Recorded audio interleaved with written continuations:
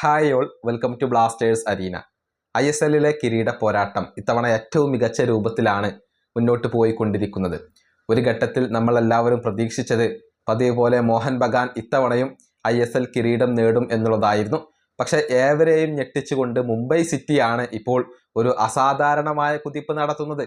അതായത് ഇതുവരെ ISLൽ ഒരൊറ്റ തോൽവി പോലും മുംബൈ സിറ്റിക്ക് വഴങ്ങേണ്ടി വന്നിട്ടില്ല എന്നുള്ളത് എടുത്തു പറയേണ്ട കാര്യമാണ്. നിലവിൽ പോയിന്റ് പട്ടികയിൽ ഒന്നാം സ്ഥാനത്ത് മുംബൈ സിറ്റിയാണ്. 7 മത്സരങ്ങളിൽ 5 മത്സരങ്ങളിലും അവർ വിജയിച്ചു. 2 സമനിലകൾ വഴങ്ങേണ്ടി വന്നു. 17 പോയിന്റ് അവർക്കുണ്ട്. ഇന്നലെ നടന്ന മത്സരത്തിൽ ഒഡീഷയെ ഏകപക്ഷീയമായ ഒരു ഗോളിന് മുംബൈ സിറ്റി പരാജയപ്പെടുത്തി.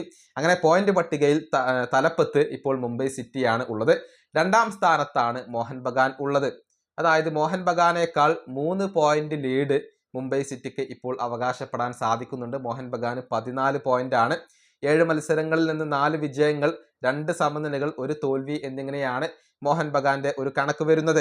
മോഹൻ ബഗാന്റെ സമീപകാലത്തെ പ്രകടനങ്ങൾ എടുത്തു നോക്കിയാൽ അവർ പിറകിലേക്ക് പോയിക്കൊണ്ടിരിക്കുകയാണ്. അവസാനത്തെ 3 മത്സരങ്ങളിൽ ഒന്നിൽ പോലും വിജയിക്കാൻ സെർജിയോ ലൊബേറയുടെ സംഘത്തിന് കഴിഞ്ഞിട്ടില്ല. 2 സമനിലകളും 1 തോൽവിയും അവർക്ക് വഴങ്ങേണ്ടി വന്നു.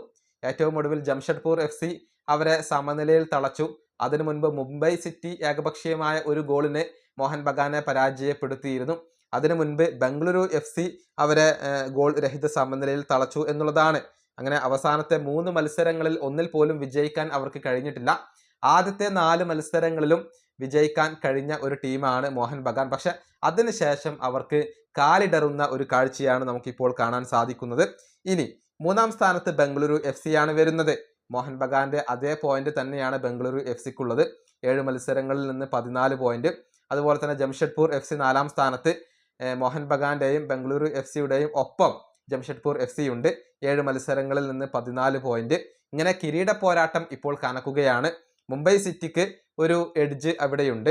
അതിനുശേഷം മോഹൻ ബഗാനും ബംഗളൂരു FCയും ജംഷഡ്പൂർ FCയും 14 പോയിന്റോട് കൂടി തൊട്ട് പിറകിൽ വരുന്നു എന്നുള്ളതാണ്. കിരീട പോരാട്ടം കനക്കുകയാണ് എന്ന് തന്നെ പറയേണ്ടി വരും. ഇനി റെലഗേഷൻ സോണിന്റെ കാര്യത്തിലേക്ക് വരുമ്പോൾ ഒന്നുകിൽ മുഹമ്മദൻ നസിയോ അതല്ലെങ്കിൽ കേരള ബ്ലാസ്റ്റേഴ്സോ റെലഗേറ്റ് ആവാനാണ് സാധ്യത. നിലവിൽ ഏറ്റവും താഴെക്കിടയിൽ മുഹമ്മദൻ SC ആണ് ഉള്ളത്. 6 മത്സരങ്ങളിൽ 6ലും പരാജയപ്പെട്ടു, 0 പോയിന്റ്. ബ്ലാസ്റ്റേഴ്സിന് 1 പോയിന്റെങ്കിലും ഉണ്ട്. 7 മത്സരങ്ങളിൽ നിന്ന് 6 മത്സരങ്ങളിലും അവർ പരാജയപ്പെട്ടു. അങ്ങനെ ബ്ലാസ്റ്റേഴ്സിന് 1 പോയിന്റ് ആണുള്ളത്.